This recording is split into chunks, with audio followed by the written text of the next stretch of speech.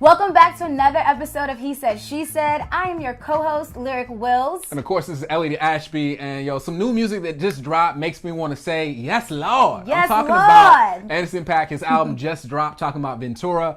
A lot of people are like, he just dropped Oxnard. How is he dropping the same project? But what they didn't realize is he was making both of these projects at the same time. At the same damn time. And I think this is what happened. I think, he was working with Dr. Dre, and there were certain constraints for working with Dr. Dre. Yeah. And then for Ventura, he was able to do exactly what he wanted to do. So I think a lot of his loyal fan base feel like they're like this album a lot better. At least that's the reception that I've heard. And I know for me, I definitely favor this project over Oxnard. Yeah, so he explains it as, so first of all, Ventura is the last installation of the 4-part installation dedicated to California. So you had Malibu, you had Venice, you had Oxnard, you had Ventura, and those are all different beaches, I believe. And Cali. Oxnard he describes as his gritty, and Ventura is his pretty.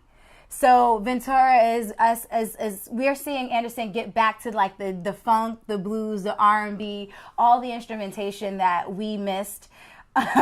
I think it was so funny because when we first started He Said, She Said, we were actually doing the Creator's Life podcast. Yeah, we were doing Cliff's podcast, and it was when we walked into Hot 97 and Anderson's album had dropped, and I was like asking everyone how they felt. We had our heated we were so disappointed. And so from that's kind of like one of our first He Said, She Said conversations, actually, if you remember it. Well, you had a dope hot take because you explained the reason that the project didn't go where it was supposed to go. Yeah. Do you remember how you said it? I was like, it was too many chefs in the kitchen. It was like, it wasn't a hot take. It was just really. Well, you talked about the influence of Dr. Dre, and you talked about how that shaped the project because the beats felt synthetic. Yeah. Whereas he feels like a live, musical, animated presence. And this album feels much more like a jam session. It keeps you in the same sort of vibe, even though the songs aren't repetitive, but it has like a cool vibe all throughout the whole project. One of the things that, aside from just enjoying the album, because that's what we're talking about, we're gonna get to that. We're gonna get into it.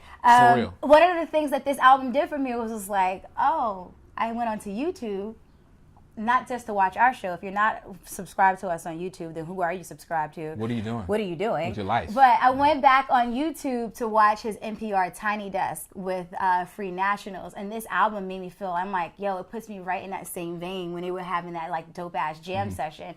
And so what we talked about when Oxnard came out, I was just like, this sounds too calculated. I was like, it sounds like you put a mathematician in, it's like you told someone that was really good at math to just be free flowing, and it sounded too mathematical and too methodical. Whereas with Ventura or anything that Anderson does, there's more rhythm, there's more improv.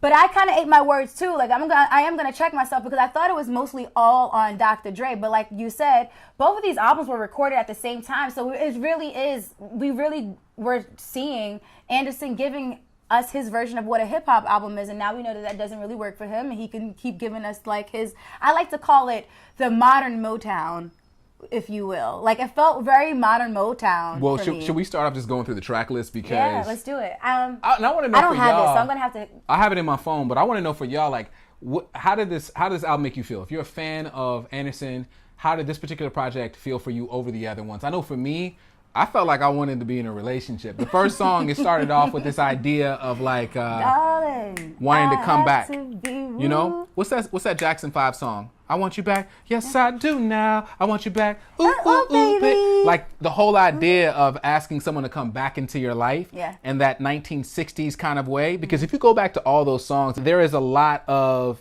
baby. I know I done messed up. And then you have Andre 3000 echoing the exact same thing, and he's in a particular pocket where he's bouncing off of the bass and the drum. But he's perfectly in pocket with what Anderson's talking about too, because he's like, we might need counseling. In fact, never mind. I might need counseling. But whatever it takes to make this relationship work, I'm willing to do it, even if it's begging. Because he said people don't beg no more. The way they begged in music in the 60s, you know what I'm saying? They're like, girl, what I got to do? I messed up. And if they had to cry on the song, if they had to hit the high note. If they had to reach their hand out and look at absolutely nothing. If they had to get 3 of their friends in the background to sing the background vocals just to get the girl back. That's what they were doing. But now it's too much ego involved. That's what I love about this album. It's an R&B album. It's an album about love and relationships and just like a young man coming into his own and like noticing and like you said, recognizing the true value. Like you said, what was your Instagram? Something in your Instagram stories about being in relationships. It's realizing what you had. So the blessing is not the blessing. The blessing is knowing that you're blessed, right? And realizing what you have. And I think a lot of times, like in relationship, like this whole album had me thinking about the idea that relationships are work, and if it's something you want, then you will work for it. Yeah. And if it's fading from you, you will man up or woman up, and you will apologize and say, "Hey, my bad. What do we need to do to make this work?" But and we ain't arguing. This was like an ode to love. Do you wanna make it better? And I felt like a rhetorical question. Wanna stay together. What I like about the way Smokey Robinson's voice was used, you say this all the time, it wasn't so on your nose. It wasn't like, hey, I got Smokey Robinson to do a track, so now it's going to be all Smokey Robinson, and you lose touch with it. Like, he's very much inspired by Motown, but he still finds a way to like take those Motown elements and make it more neo to what he's doing. And I liked how his voice, I like how Smokey Robinson's voice and just his presence on that particular track, how it lent itself to the overall backdrop of the album of like you said, making it more, getting back to that like, hey baby, I'm a beg, I'm gonna do whatever it takes to make this relationship work out. We don't have to, but we have to. We don't have to do it, but we have to. Yes. Yes. Those lyrics. But yes, Elliott. For me, it was like, we don't have to. Wait, that was we're leaving but that we in have there? To. Wait, why not? That was good. Why not? That was so great because it was the idea, not the whole thing, just the last part. Okay. But that was so great because the idea, like, we don't have to. But we have to. Like there's an imperative on love. Like there's an imperative. Like let's quit playing games. Like you literally call a girl and just put literally, guys. If you're trying to make a relationship work with a girl and it hasn't been working out, just call her and just put this song to just put the phone to put your phone to the phone. Shit, it makes no sense.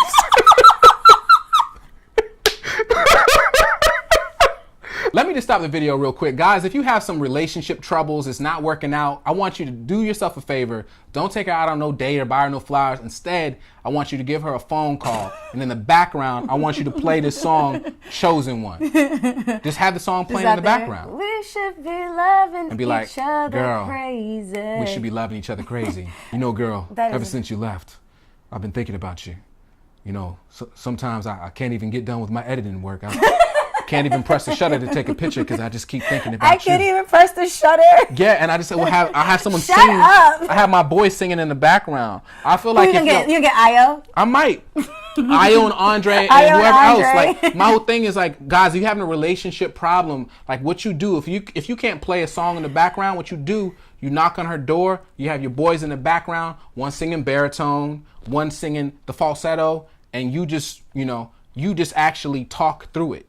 And you let them sing the harmony, just ooh, ooh, and they sing something, and you just give the speech. I wanted more Layla Hathaway. Like, I did too. You don't put Layla Hathaway on a project and put her all the way in the background. I also felt like Brandy. We just got a little bit of Brandy in that song. If I could, I would have liked. Black. I would have liked a little bit more Brandy. I'm not saying I was in love with the song, but I just want a little bit more Brandy in the actual track. That's fair. Now, I love something he did. It was almost like what Kendrick did with Tupac. He was having a conversation with Nate Dogg and paying tribute to Nate Dogg because he's very important for the sound of music he's making. He's influenced by the G-Funk era. Growing up in California, Nate Dogg is someone who obviously would be a very important influence. So I love the fact that he's paying tribute to him. But I think back to that song that Nate Dogg said. What's the song I think of first? I think of Nate Dogg. I don't know. Never leave me alone.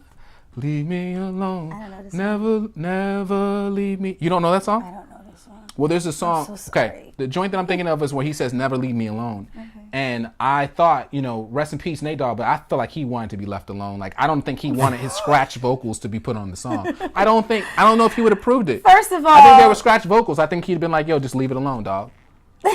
That's all I'm saying is I think he wanted to be left alone. But it was nice that Anderson was paying tribute, and I think it came from a very good place. And I think it was like the song. As soon as I heard it, it had like this twangy sound to it. That as soon as it came on, I was like, I hate the song. I hate it too. But I love what he was doing. He was paying tribute to an artist who was very important to him. I just feel like You should have left it alone. I enjoyed your recap. We have some of the same favorite songs, but just so we're clear, my two standouts are gonna be "Come Home" because it's like that, darling, I got to be moved from the fall. Like all that is just, I'm there. I'm like right there, like, yo, sis, he begging. You not gonna take him back? Like you not gonna come home? So "Come Home" for me, that's one of my favorites. I can't narrow it down. "Come Home." I love. I'm torn between "Reaching Too Much" and "Yada Yada." Yeah. As my second. Why do we have the same ones? Because mine would be "Come Home," "Yada Yada," and "Twilight." No, you didn't let me finish because I was gonna say "Twilight," but now I want to give you "Twilight." We can't have the same ones. But I like "Twilight" because did I say of chosen you. One? I said "Chosen One," right? No, you didn't say "Chosen One." Okay, so "Twilight." Well, basically the whole album. Yeah. "Twilight," "Chosen One," "Yada Yada," "Come Home." That Smokey Robinson one. I mean, the whole project. The only song I don't like was the Nate Dogg joint. You liked all the songs that I like because you want to be me so bad. What? We already know. Thank you guys for tuning into another episode of He Said, She Said. It was so much fun talking about Anderson's album with you. We already let you know what our favorite songs are. I'm your co-host, Lyric Wills. I'm Elliott Ashby, so let us know what your favorite songs are in the comments. We appreciate you guys for tuning in, and we'll see you next week. And if you haven't done it already, subscribe, like, and share with all your homies. Do it.